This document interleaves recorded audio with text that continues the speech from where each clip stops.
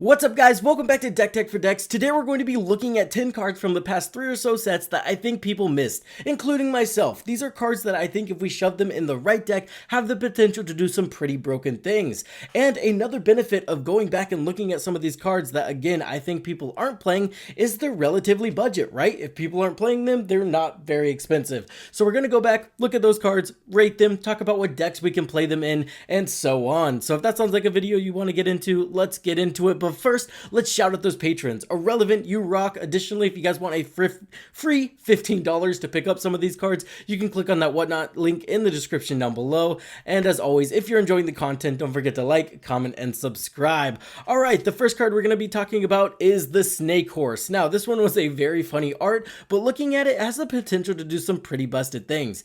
Now, on its face, it's a Dark Confidant that triggers whenever it attacks, right? We're going to reveal the top card of our library, and we lose life equal to the CMC of that card unless we saddled it. If we saddled it, our opponents are going to lose that life instead. Now, this is very good in your reanimator strategies that just play some massive creatures, right? Or maybe your vehicle strategies that play massive vehicles. This can tie in perfectly because in vehicle strategies, we're already trying to get low to the ground creatures. That way we can crew up our vehicles, and a lot of the vehicles have a high CMC but a very low crew cost. So in stuff like Grease Fangs, I could see this little Snake Horse slotting in there perfectly. Staying in the same vein, the next card we're going to talk about today is Dark Star Augur. Again, this does the Dark Confidant thing. You reveal the top card of your library, lose life equal to its CMC, and then you're going to put that card into your hand. Notably, it has Offspring, so you can get 2 of these. I will say that I probably only want to be playing this in a life gain strategy. That way I can mitigate some of the life loss that I'm going to be taking on,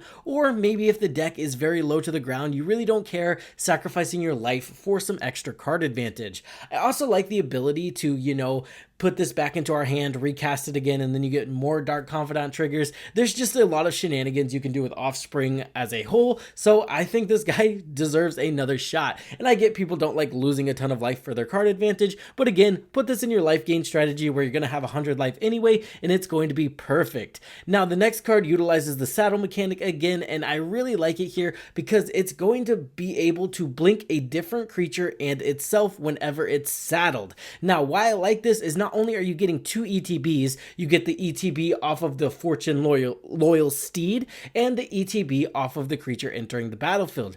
If you're playing this in your Guardian Project decks, you're able to get card advantage off of that, and then again, all of your Reclamation Sage effects can re-trigger. This is going to be amazing in your ETB strategies where you need repeatable ETB effects.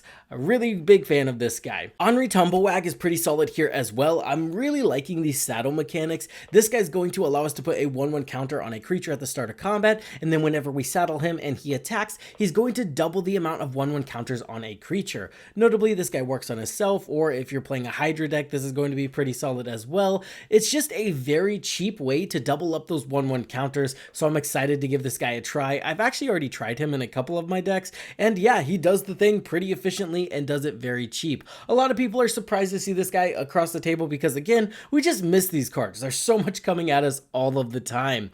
Silent Hell Creeper, I like this guy as well because of the utility he gives. He gives a little bit of card advantage, you can't block him, he gets to turn into a creature after he's done all of his abilities, so I really like the flexibility of this card. You play it early, get some card advantage, and then he turns into something busted later on. Again, really fun concept with this guy, and I'm excited to play him in my enchantment strategies or just in my blue decks where I'm trying to get a little bit of extra value. And again, he is unblockable, which is very notable here in those decks that really just need to connect and get that combat damage through. Moving on, we have Free Stride Lookout. This has the committing a crime tacked onto it. Committing a crime is super easy. It literally just means targeting your opponent's anything, including the graveyard. Green has a ton of ways to do this with fight spells, exiling anything from the graveyard. It's very easy to target, again, your opponent's anything. And then whenever we're doing that, we're digging 5 cards deep and we're putting a land from those onto the battlefield.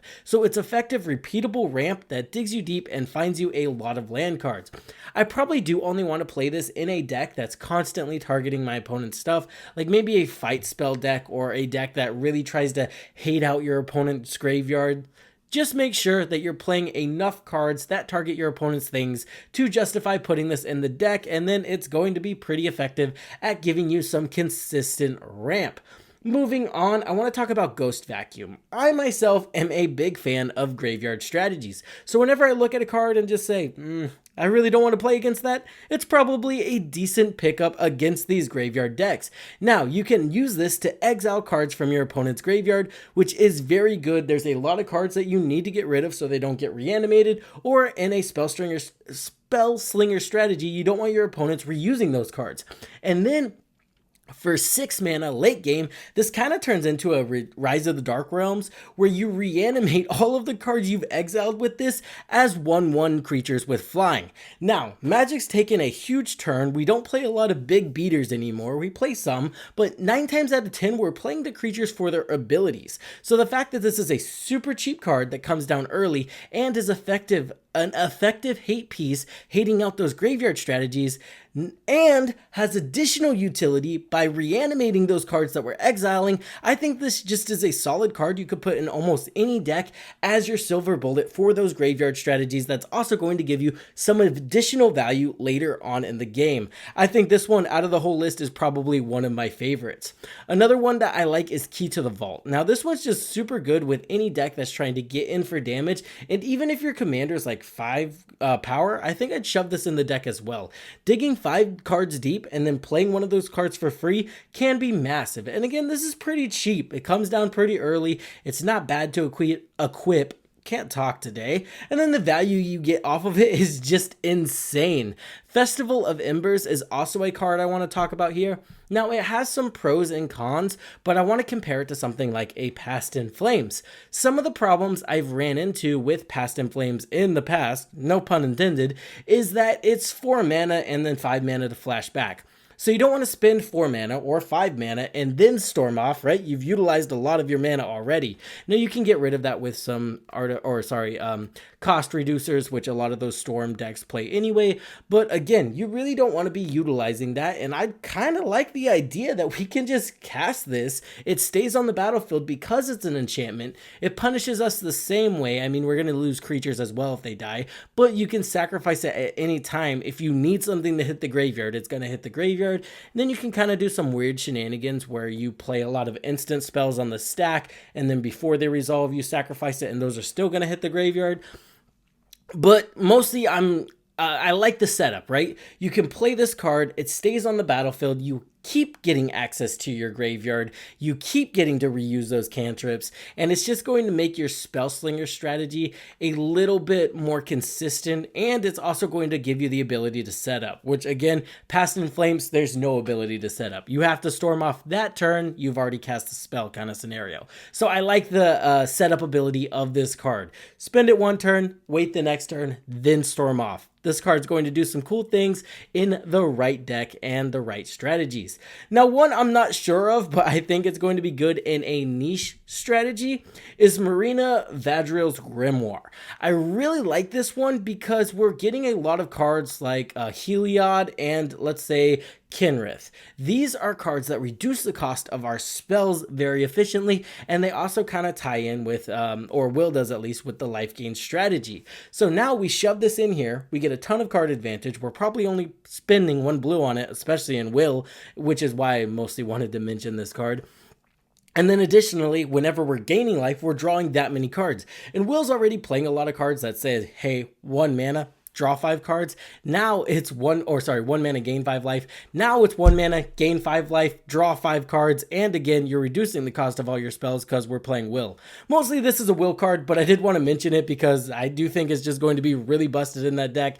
I think it's going to be really good in Heliod as well, because Heliod, again, reduces the cost of all your cards drastically, so I think it could be powerful there as well. That's going to do it for the video, guys. Leave any cards that you think we've missed down in the comments section down below, and let me know if you like this style of video. They're pretty easy to do, and I always like to go back and see any of these missed gems that I think we could be adding to our decks and give a shot. So again, thank you guys for watching. Hope this helped you in your deck building endeavors. Now let's shout out those patrons. Irrelevant Chicken Salad, Creator, The Professional Heel, Accessum. You guys are amazing. As always, guys, I hope you have a great day, and I will see you in the next one.